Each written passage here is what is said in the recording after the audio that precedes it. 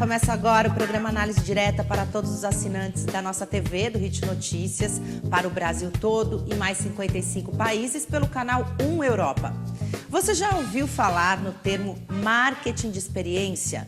Já consolidado no exterior, o marketing de experiência começa a ganhar força também no Brasil. E é justamente para falar sobre esse assunto e sobre esse eficaz processo que o livro Experiencialize, os 7 passos para transformar produtos e serviços em experiências, que nós iremos conversar hoje.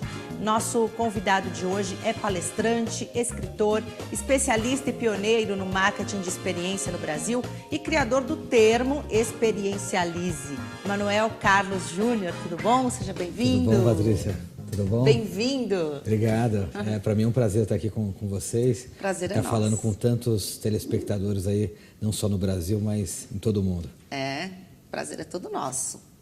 Bom, você criou esse termo Experiencialize, né? Vamos começar por aí. O que significa?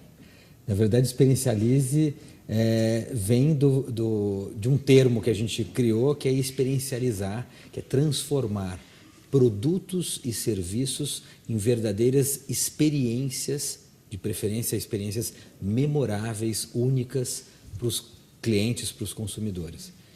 E como funciona isso, né? A gente estava aqui conversando um pouquinho antes do programa começar e eu tinha perguntado para ele o que é, como assim, marketing de experiência? Fiquei tentando lembrar se eu já vi isso em algum lugar e ele disse que com certeza eu já vi. Não, com certeza todos os consumidores, na verdade, de uma forma geral, uns mais, outros menos, já vivenciaram com certeza alguma experiência marcante. Na verdade, o termo marketing de experiências foi criado por um autor norte-americano no ano 2000, Bernard Schmidt, que escreveu o primeiro livro a respeito. E basicamente, como nasceu isso? Os produtos e os serviços estavam cada vez mais parecidos, similares, né? Você pode pegar desde um celular, né? Você pode pegar muitas vezes um produto, um carro, né? O carro, por exemplo, talvez seja o exemplo mais clássico, né? No início dos anos 80 existia uma verdadeira um abismo tecnológico que separava marcas de carros, né? Por exemplo, você pegar um carro médio alemão de meados dos anos 80 e compará-lo com um carro médio coreano, né, em meados dos anos 80, existia um verdadeiro abismo tecnológico entre eles. Ou seja, eram produtos absolutamente distintos. 30 anos depois, né, ano 2016, se a gente comparar um carro de 70 mil reais alemão e um carro de 70 mil reais coreano, além de não existir nenhuma diferença tecnológica entre ambos, é capaz que a maioria prefira o coreano, né? E por que isso aconteceu? Porque durante os anos 80 e 90 houve em todas as grandes empresas, inúmeros processos de padronização dos processos, né? As chamadas ISO 9000, 9001, 9002, que tornaram os produtos cada vez mais parecidos, né? E, na verdade, o marketing de experiência surgiu exatamente a partir daí. Os produtos estavam cada vez mais parecidos, né? Existia uma necessidade mercadológica de distingui-los, né? E o Schmidt, né, que é esse autor americano, ele propunha que, na verdade, não bastava mais você ter um bom produto, né? Você ser um bom produto no mercado é mais do que a obrigação. Na verdade, para você realmente crescer, né, e dominar o mercado, você precisa ir além. Você precisa oferecer uma experiência de consumo para o seu cliente, para o seu consumidor. É verdade, porque hoje todos os produtos que estão no mercado praticamente são bons, né? É difícil a gente achar um produto, quando vamos supor, um celular que não seja bom. Todos são bons, todos têm, sei lá, lançam uma câmera X, aí todos têm a mesma, né, uma câmera boa, tiram boas fotos, servem para várias outras coisas e todos são bons produtos. Então, se não tiver uma forma de diferenciar, né, eles acabam não... Você citou um ótimo exemplo, os smartphones, né, que na verdade hoje o que eles menos fazem, né, ligação. serem utilizados como celular, né, como telefone celular, né, hoje a gente se comunica por mensagens, né, o WhatsApp, pelas redes sociais. É difícil a gente ver alguém agora ligando, né? É dificílimo. A não ser quando bloqueiam o WhatsApp no Brasil, né? Que tem sido frequente ultimamente. Que acontece, ficou todo mundo louco sem o WhatsApp. Mas, na verdade, assim, os aparelhos celulares hoje estão todos nivelados por cima, né? Só que muitas vezes a gente tem uma percepção de que uma marca A, né, ela tem uma ascendência sobre as demais. Na verdade, hoje, e não sou eu quem diz isso, mas são especialistas no assunto, os produtos hoje, por exemplo, tem duas marcas hoje que são consideradas as marcas líderes mundiais, a Apple e a Samsung, né? Segundo, né, especialistas, se a gente comparar os produtos top de linha de cada uma das marcas, os produtos da Samsung são tão bons quanto os da Apple, né? E até melhores alguns, né? Em alguns casos, né, dizem alguns, né, para alguns chega a ser uma heresia dizer que tem algum produto melhor do que a Apple, né? Mas a gente vai chegar lá. Mas, sem dúvida, tecnologicamente, né, eu acredito que em alguns casos, até alguns produtos da Samsung têm uma tecnologia até mais relevante, melhor, mais avançada do que a Apple. No entanto, a Apple ela consegue ela vender os seus celulares, né, top de linha em maior quantidade do que a Samsung em alguns mercados, né, e com preço maior. Por que isso?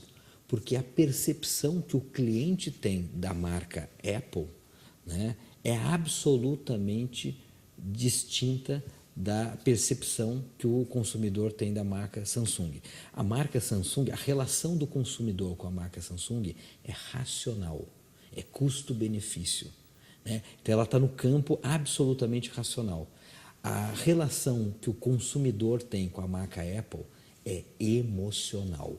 E a partir do momento que você coloca emoção no processo, né, a marca ela começa a ter uma relevância muito maior, né? Se eu perguntar para você aqui, né, um pouco, né, sobre a Apple, mesmo você não sendo consumidora da Apple, né, possivelmente você vai me dizer o nome do fundador da Apple, Steve Jobs, você vai saber um pouco da história da Apple. Agora, se eu te perguntar aqui, né, o nome do fundador ou da história, um pouco da história da Samsung, enfim, dificilmente você vai ter alguma informação. Por quê? Mesmo a gente não sendo consumidor, né, da Apple, você tem informações e a Apple, de certa forma, lhe parece familiar, né? Então, é a partir daí que a gente começa a trabalhar com marketing de experiência. A partir do momento que a gente cria uma relevância emocional, né? A marca ela passa a ter uma relevância emocional para o seu consumidor ou para o seu potencial consumidor. Agora, como que, no caso da Apple, vamos manter aí esse exemplo. Como a marca se tornou emocional? Como que ela se tornou tendo esse apelo emocional?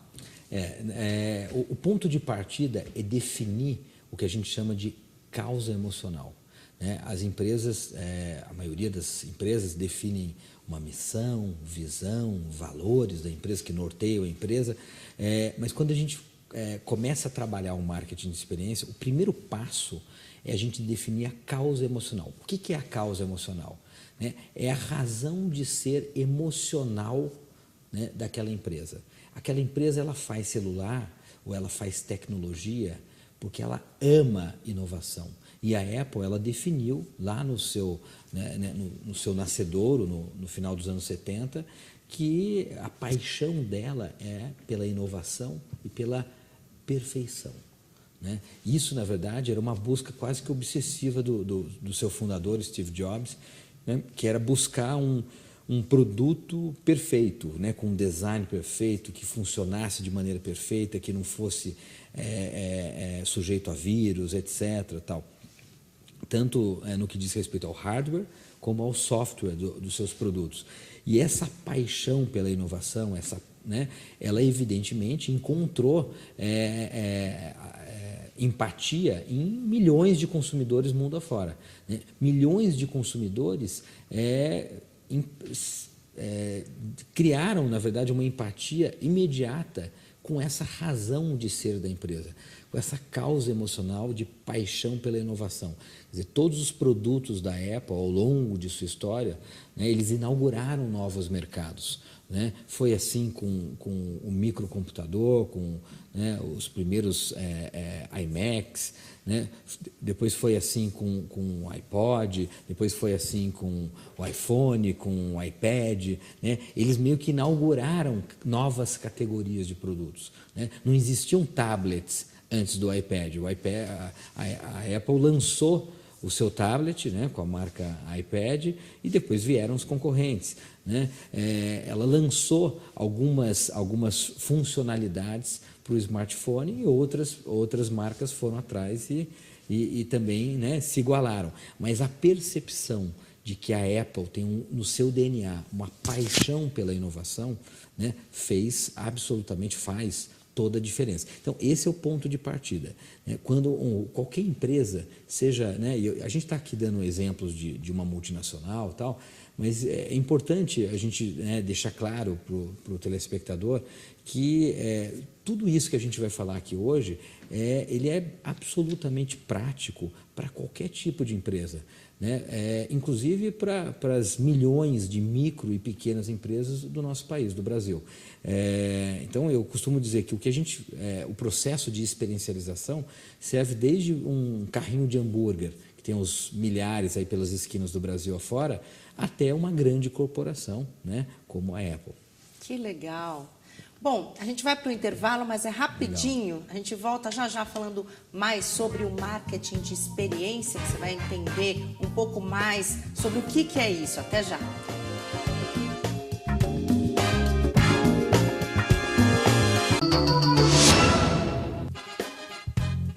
Estamos de volta com o programa Análise Direta. Hoje eu estou conversando com o Manuel Carlos Júnior. Ele é palestrante, escritor e criador do termo experiencialize. Falei certo, né? Perfeito. Inclusive, ele escreveu um livro sobre isso, que fala sobre o marketing de experiência, né? Ou seja, a marca criar um tipo de empatia, né, com o consumidor. É isso? Exatamente. Então, aí, você estava falando que são 7 passos, né, que você ensina aqui nesse livro? Na verdade, são 7 passos, né? E o ponto de partida é esse primeiro que a gente falou, que é definir a causa emocional. Criar essa empatia emocional com o seu cliente. A partir daí, a gente vai para o segundo passo, que é saber contar uma boa história, que os americanos chamam de storytelling, né? Que você contar, na verdade, a trajetória da sua empresa a partir de um sonho, a partir da sua paixão, né, até o momento que você entrega, né, o seu produto, o seu serviço para os seus consumidores. Existe na verdade, uma técnica para se escrever um storytelling, né, contar a história de uma empresa e na verdade, tudo isso é relativamente simples. Né? Até porque nós, empreendedores brasileiros, todos nós, né, temos uma história de superação. Né? Uma história de você muitas vezes começar do nada, cheio de adversidades, você vencer para poder entregar algo que você é apaixonado, algo que você sonha para melhorar a vida das pessoas. Então, mais ou menos com um enredo desse tipo, né, que serve, eu acho que para a grande maioria dos empresários brasileiros, você conta a história do seu produto, da sua empresa e tal. E não só, né, é importante saber contar a história, mas você, lógico, divulgar essa história. Então, eu costumo dizer, as pessoas perguntam, mas como que você vai usar esse storytelling? Como que você vai contar essa história? Na verdade, você pode utilizar as mais diferentes abordagens.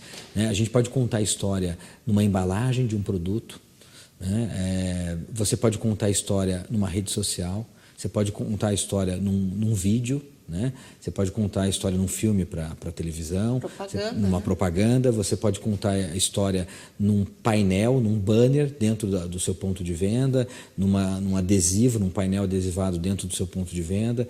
Então, enfim, você pode contar a sua história das mais diversas maneiras, né?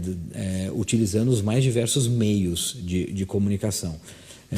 A gente tem, por exemplo, no Brasil, e tudo isso é muito recente ainda, mas eu diria assim que isso começou de uns 7, 8 anos para cá no Brasil, em algumas empresas, e tiveram algumas empresas relativamente novas que se notabilizaram por criarem storytellings de impacto. Um exemplo é um suco que foi agora recentemente vendido, se não me engano, para a Bembev, se não me engano, que é o suco do bem. Não sei se vocês já ouviram aquela caixinha tal, do bem. E esse suco, na verdade, ele chamou muita atenção das pessoas desde o início, porque ele conta a história, né, dos seus fundadores e das causas emocionais desses fundadores quando abriram a empresa. Mas eles contam de uma maneira muito leve, divertida e tal. Na própria caixa. Na própria caixinha do suco. E tinha uma frase que, desde o início, né, a gente que é da área tal, de marketing, me chamou a atenção. Né? Feito por jovens cansados da mesmice. Né? Quer dizer, é uma frase curta, mas que já encerra uma ideia de inovação. Né? Quer dizer, jovens cansados da mesmice. Quer dizer, estavam cansados dos produtos que existiam até então e queriam criar alguma coisa nova. Né? E eles contavam a história deles tal, e falavam dos diferenciais. Era um produto que não tinha conservadores, que não tinha aditivos químicos, etc. Tal, feito com produtos orgânicos, etc. Tal. É importantíssimo você contar uma história de fato verdadeira. Né? Não adianta você mentir, até porque mentira tem perna curta. Né? Então é fundamental a gente saber contar a história e, óbvio, né, como uma boa história, você pode romanceá-la, você pode utilizar, né, de palavras bonitas, né, palavras que valorizem, mas nunca, né, mentir para o seu consumidor. O consumidor percebe também. Percebe e daí, na verdade, a coisa acaba não tendo o sucesso, né? Não tem continuidade. Então, o segundo passo é saber contar a história. Saber contar uma história, uma boa história, né? Ter essa qualidade, na verdade, um atributo desde os primórdios da humanidade. Né? Todo mundo que tinha uma capacidade melhor de arguir, de contar uma boa história, sempre levou vantagem. Né? Isso acaba, né, acontecendo num relacionamento a dois, isso acontece num relacionamento profissional e acontece entre uma empresa e seus consumidores. Então, o segundo passo do processo de experiencialização é saber contar a história do seu produto, da sua empresa, para o seu consumidor. E daí, a partir dessa história que você vai contar com relevância para o seu consumidor, a gente começa a criar o que a gente chama de sensação de pertencimento. Todo mundo, todos nós, seres humanos, temos uma necessidade afetiva, emocional, de se sentir parte de algo maior. É por isso que a gente escolhe, né, uma denominação religiosa, é por isso que a gente escolhe um partido político, é por isso que a gente escolhe participar de um sindicato, uma agremiação, ou torcer para um time de futebol. Né? A gente se sente mais importante quando a gente faz parte de algo maior. Então, isso é uma necessidade básica, emocional dos seres humanos. Quando uma marca consegue criar isso junto aos seus consumidores, os seus consumidores falarem, nossa, eu tenho prazer em usar essa marca, ou eu me sinto orgulhoso, engrandecido de usar essa marca, né? Eu me sinto parte de algo maior usando essa marca, né? Bingo, a empresa realmente ela começa a fazer a diferença. E a gente desculpa interromper, mas é o caso da moto, né?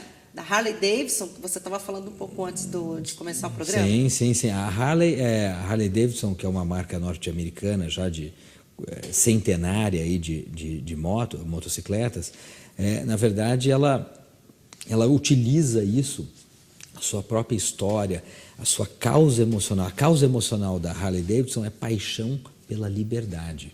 E paixão pela liberdade, não só no sentido físico, né, de você sair com a motocicleta estrada fora, com o vento, né, tal, sentir ali a energia ali do clima, tal, a paisagem, tal, mas muito mais do que isso. A Harley Davidson, ao longo da sua história, ela se ligou a causas libertárias, né, a movimentos de igualdade racial nos Estados Unidos, depois movimentos de liberdade sexual, depois movimentos pacifistas contra a guerra do Vietnã. Então ela sempre esteve ligada a movimentos, a causas libertárias. Então a sua paixão é muito, muito clara, mesmo até para pessoas que não são usuárias ou consumidoras da marca.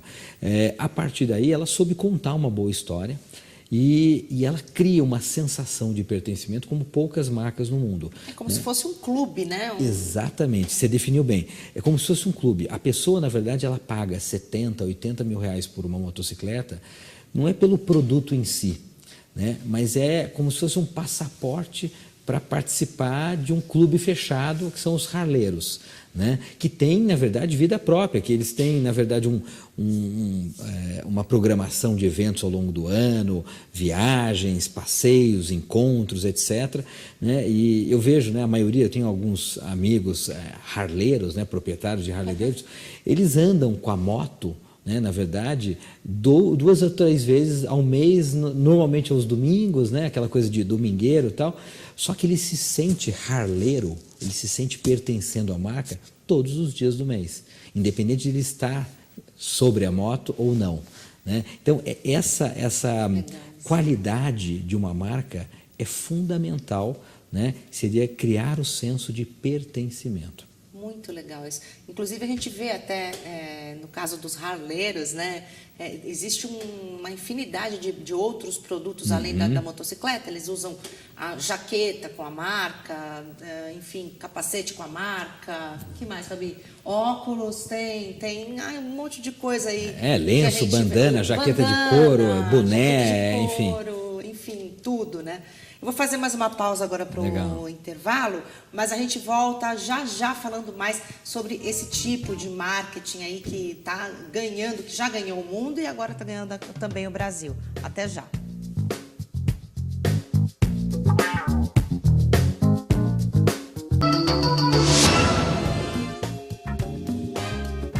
Estamos de volta com o programa Análise Direta. Hoje eu estou conversando com o Manuel Carlos Júnior, que é palestrante e escritor, sobre marketing experimental. Como é que é? Marketing de experiência. De experiência.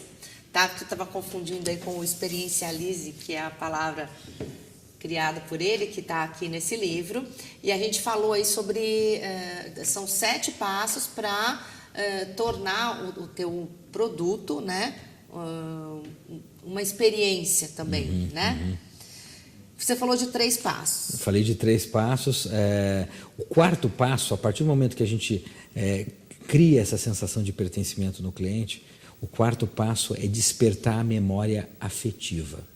Todos nós, né, do 0 aos 6 anos de idade, vivenciamos sentimentos e sensações pela primeira vez. Né? O sentimento de estar protegido, acolhido, o sentimento de ser rejeitado, ou de insegurança, o sentimento, o sabor, né? Os sabores, o doce, o salgado, o azedo, enfim, a gente sente pela primeira vez tudo isso do 0 aos 6 anos de idade. Coisas positivas e negativas. Todas elas ficam aqui no nosso HD interno chamado inconsciente. É fundamental para que uma marca que queira realmente se transformar numa experiência, ela consiga despertar a boa memória afetiva dos seus clientes. Então, todas aquelas lembranças positivas que, de certa forma, ele tem guardado aqui, ele consiga, durante o processo de consumo, relembrá-las. Então, eu gosto de dar um exemplo bem banal, que é o pastel de feira. pastel de feira que é quase como uma entidade, né? Cultural, gastronômica dos paulistas, né? Sobretudo, mas do Brasil, acho que como um todo. O pastel de feira, se a gente for racionalizar o pastel de feira, né? Ninguém comeria pastel de feira, né? Ele é gorduroso, ele é altamente calórico, né? Normalmente feito, né, em alguns lugares com uma condição de higiene, né, questionável, mas é algo que todo mundo gosta. Por que todo mundo gosta do pastel de feira? Né? Normalmente a gente tende a racionalizar, né? Falar, não, mas é o sabor, etc. Tal. Mas, na verdade, todo mundo gosta porque a maior parte das pessoas saboreou o seu primeiro pastel de feira de mão dada com seu pai ou com sua mãe, seu avô, sua avó, no momento que para aquela criança foi o único. Né?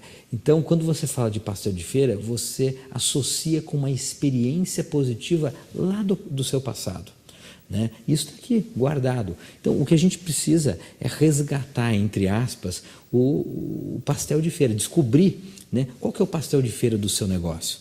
Né? Então, por exemplo, uma outra, a gente tem utilizado isso em alguns clientes que a gente dá consultoria, o dadinho, que é o dadinho, aquela balinha de amendoim e tal, de pasta de amendoim, que também é outra instituição.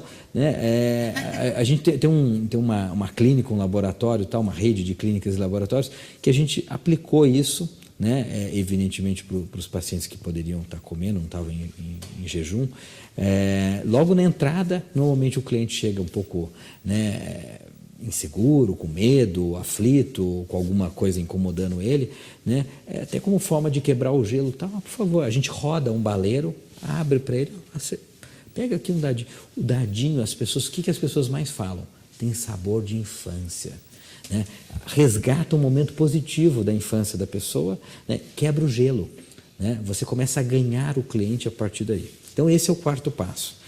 Né? Daí a gente vai para o quinto passo, que é um passo que a gente daí vai falar sobre sensação, né? Que é alinhar os 5 sentidos.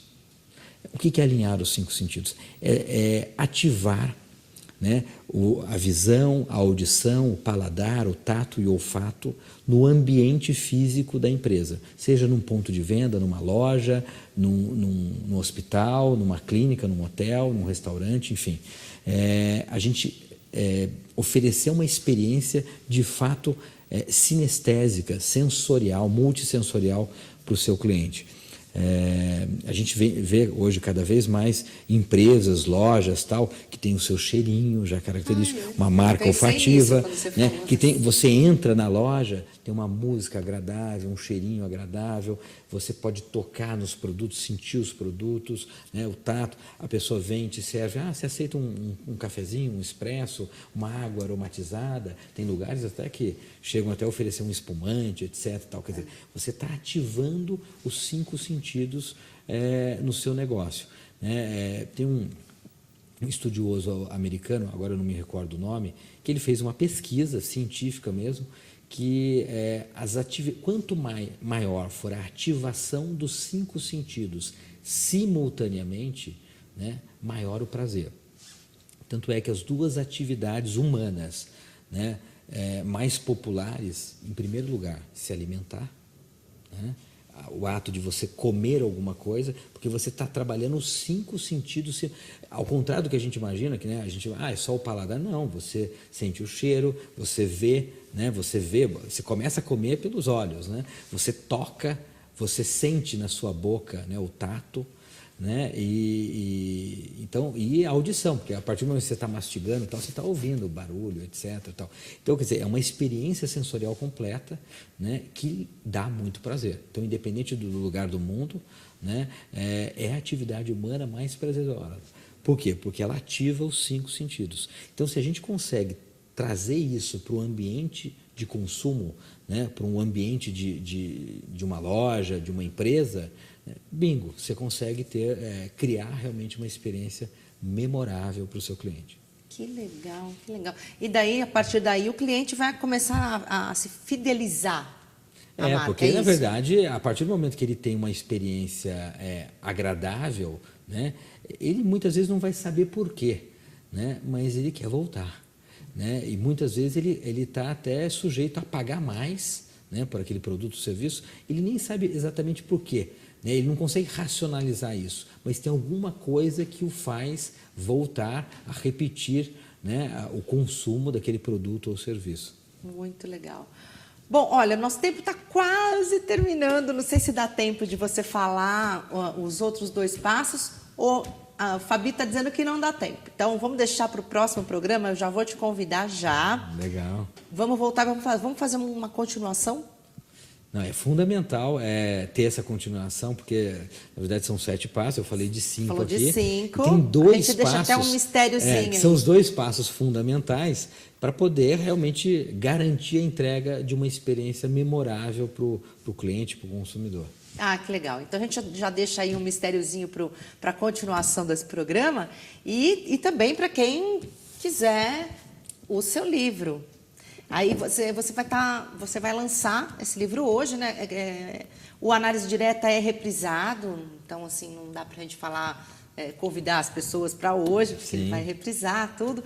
Mas enfim, é um lançamento. Quem quiser encontrar o teu livro, na verdade ele vai estar, eu acho que em vários locais, mas especificamente no site experiencialize.com. Experiencialize.com. Ali a pessoa pode adquirir o livro, né, através do próprio site. Enfim, tem os meios para a pessoa fazer a aquisição do livro. Ok. Nas melhores livrarias também? Já está disponível também? A partir de agora, acredito que nas melhores livrarias aí do Brasil. Que legal, que legal. Você tem alguma rede social aí para você? Sim, então, a gente tem uma fanpage no Facebook, Experiencialize, né, ou Manuel Carlos Júnior. Né? Esses 2 endereços chegam na nossa página no Facebook e o nosso site experiencialize.com. Ok. Eu tenho uma curiosidade, mas rapidinho, assim, eu sei que está terminando, mas eu fiquei meio curiosa. Por que os balões têm alguma coisa a ver com o termo Experiencialize ou não? Então, na verdade, os balões, na verdade, no imaginário das pessoas, né, coletivo, está que quando o balão representa um voo, né, pro infinito, para a imaginação, tal, e uma experiência única, memorável. Né? Quem já teve a oportunidade de voar de balão, né? Todo mundo que já voou de balão, na verdade tem essa, nossa, que coisa deliciosa, que leveza, tal. Você vê as coisas num outro ângulo, né? Sobre um outro ângulo, e exatamente isso que o marketing de experiências, na verdade, preconiza, você enxergar o seu negócio sob um novo ângulo. Que legal, nossa, adorei, muito legal. Tá terminando, Fabi? Bom, vamos encerrar então o programa. Que pena. Que pena, mas aí já está convidadíssima a voltar para a gente continuar, um prazer. Tá bom? Vai prazer ser é todo nosso. Obrigado. Muito obrigada. Obrigadão. E eu agradeço você que está em casa também. Obrigada. Entre no facebook.com/programa Análise Direta. Você pode ir lá assistir esta edição, outras edições do programa. Você pode mandar para nós também sugestões de entrevistados e de perguntas. Então, um beijo e até a próxima. Tchau.